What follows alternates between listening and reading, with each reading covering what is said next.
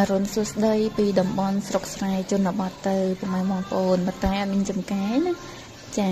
ហើយពេលដែលនេះខ្ញុំថតហ្នឹងគឺក្នុងម៉ោង1ជាងចាពេលព្រឹកចានិយាយពីថាថ្ងៃរះពីទឹកខាងកើតមកឃើញថាចែងចឹងស្រស់ស្រាយចាតិចភ្នែកខ្លាំងមែនទែនចា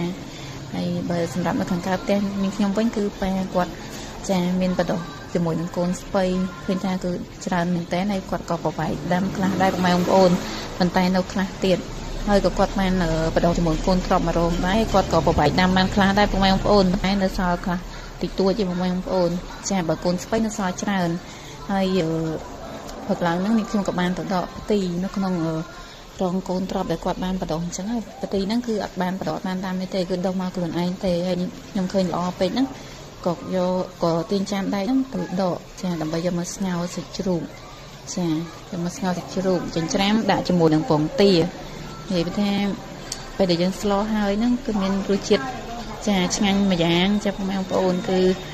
ឆ្ងាញ់យ៉ាងហ្នឹងគឺរសជាតិបែបពងទាស្ងោរសាច់ជ្រូកឯណាបងប្អូនមិនមែន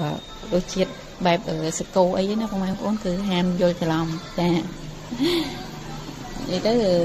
នៅពេលដែលខ្ញុំដកយកមកស្លោហ្នឹងក៏អត់បានថតពីសកម្មភាពស្លោដែរបងប្អូនដោយសារតែបញ្ញាប់មកធ្វើការវិញអញ្ចឹងណាហើយនេះទីដែលយើងបានដករួចរាល់និយាយថាល្អខ្លាំងមែនតើចាហើយថ្ងៃរះមកទៀតអូនិយាយថាស្រស់ស្រាយខ្លាំងតែម្ដងបងប្អូនចាហើយនេះនៅពេលដែលស្លោឆ្អិននេះខ្ញុំបញ្ញាប់មែនតែឆ្លៀតភ្លក់មកកូនចានសិនចាគឺក្តៅខ្ញុំជួយចិត្តក្តៅហុយអញ្ចឹងបងប្អូនមិនថាតែស្លក្តៅទេសំបីតែទឹកហ្នឹងក៏ចូលចិត្តបែបក្តៅដែរបងប្អូនចាស្លក្តៅទឹកក្តៅវិញហ្នឹងគឺត្រូវចិត្តខ្ញុំតែម្ដងចា